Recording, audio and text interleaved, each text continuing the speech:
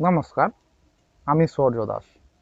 আজ আমরা কথা বলবো 2030 সালে কৃত্রিম বুদ্ধিমত্তা কি আমাদের দাসে পরিণত করবে, নাকি আমরা নিজেরাই ধীরে ধীরে দাসে পরিণত হচ্ছি। অদৃশ্য এক বিপ্লবের সূচনা, মানব সভ্যতার ইতিহাসে কিছু পরিবর্তন ঘটে নীরবে। সেগুলো প্রথমে চোখে পড়ে না, কিন্তু সময়ের সঙ্গে সঙ্গে দেখা যায় এই নীরব পরিবর্তনেই সভ্যতার গতিপথ বদলে দিয়েছে।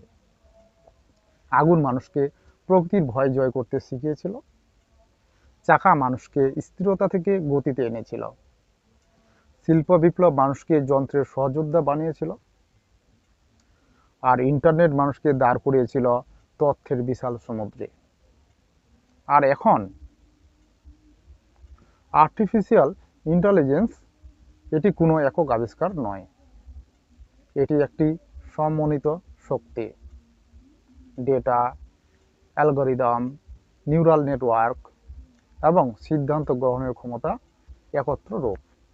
2025 থেকে 26 সালের এই সন্ধিক্ষণে দাঁড়িয়ে যখন আমরা 2030 সালের দিকে তাকাই, একটি প্রশ্ন ক্রমেই আরো স্পষ্ট হয়ে ওঠে।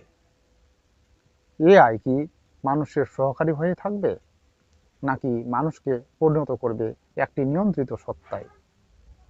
আজ আমরা যে ফোন ব্যবহার করি, যে সোশ্যাল মিডিয়া সময় কাটাই, সে সার্চ ইঞ্জিনে প্রশ্ন করি, সবকিছু এআই দ্বারা প্রচলিত। কিন্তু সমস্যা এখানেই শেষ নয়।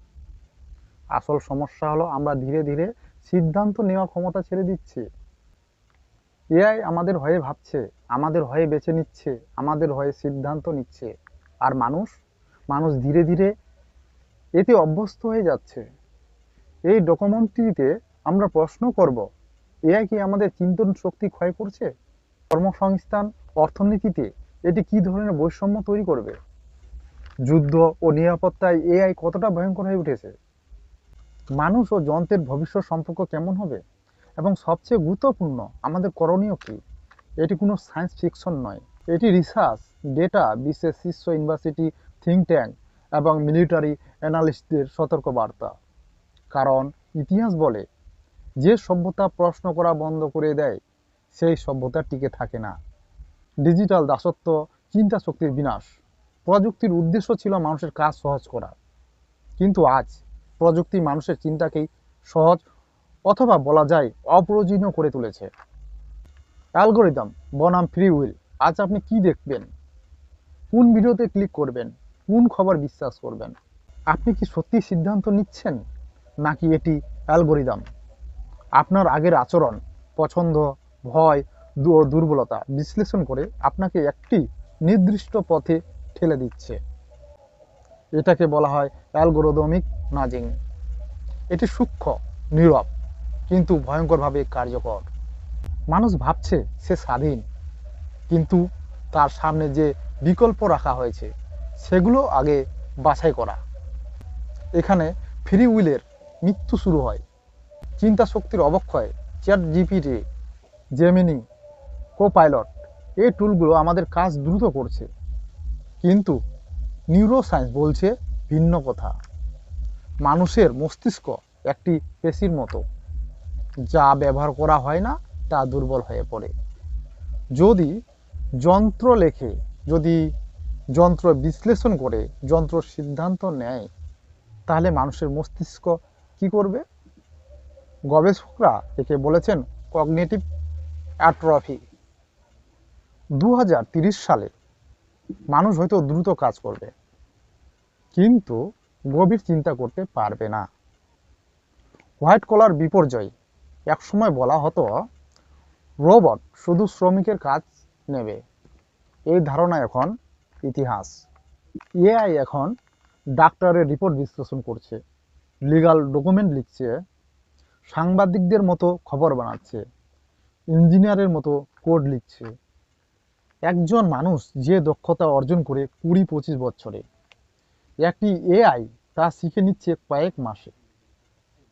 এই অসম প্রতিযোগিতা একটা ভয়াবহ মানসিক ও সামাজিক সংকট তৈরি করবে। সম্পদের কেন্দ্রীকরণ, এআই কার নিয়ন্ত্রণে?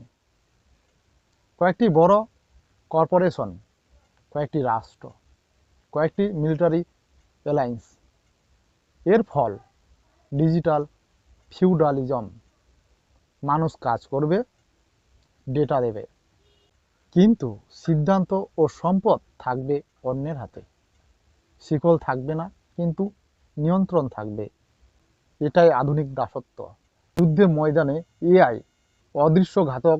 যুদ্ধ সবসময় সভ্যতার সবচেয়ে অন্ধকার দিক। এআই সে অন্ধকারকে আরো গভীর করছে। Autonomous weapons.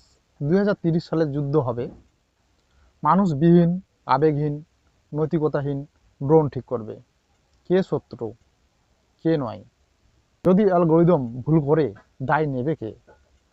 ডিফেক্ট ও তথ্যযুদ্ধ। ভবিষ্যতের যুদ্ধ শুধু অস্ত্র দিয়ে হবে না, হবে তথ্য দিয়ে। একটা ভুয়ো ভিডিও একটি জাতিকে বিভক্ত করতে পারে। যখন সত্য মারা যায়, তখন সমাজ নিয়ন্ত্রণ করা সহজ হয়ে যায়। মানুষ ও যন্ত্র, বিবর্তন না বিলুপ্ত? নিউরালিঙ্ক আমাদের নতুন দিগন্ত দেখাচ্ছে, কিন্তু সেই দিগন্তের উপর কি ব্রেন কম্পিউটার ইন্টারফেস? যদি মস্তিষ্ক ইন্টারনেটে যুক্ত হয়, তাহলে হ্যাকিং সম্ভব। চিন্তা চুরি হতে পারে, স্মৃতি বদলে যেতে পারে। মানুষ তখন আর নিজের মালিক থাকবে না। কৃত্রিম সম্পর্ক, AI friend, AI family, AI love. মানুষ যদি মানুষকে ছেড়ে যন্ত্র বেছে নেয়, তাহলে সমাজের ভিত্তি ভেঙে পড়বে। তাহলে আমাদের করণীয় কি? এআই শত্রু নয়, আমাদের অন্ধত্বের শত্রু। আমাদের প্রয়োজন এথিক্যাল এআই আইন, হিউম্যান সেন্ট্রিক টেকনোলজি, চিন্তা শক্তির চর্চা, মানবিক মূল্যবোধের পুনর্জাগরণ। যন্ত্র আমাদের হারাতে পারে বুদ্ধিতে, কিন্তু যেন মনুষ্যত্ব না পারে। শেষ কথা, 2030 সাল আসবেই। প্রশ্ন হলো, আমরা সেখানে মানুষ হিসাবে পৌঁছাবো, নাকি নিয়ন্ত্রিত এক জীব হিসেবে? এই উত্তর প্রযুক্তি দেবে না, এই উত্তর দেবে মানুষই। ইনসাইড রিপাবলিকে সম্পূর্ণ আলোচনাটি দেখার জন্য ধন্যবাদ এবং নিজস্ব মতামত প্রদান করবেন। দেখা হচ্ছে পরবর্তী কোনো ভিডিওতে। ভালো থাকবেন, ধন্যবাদ।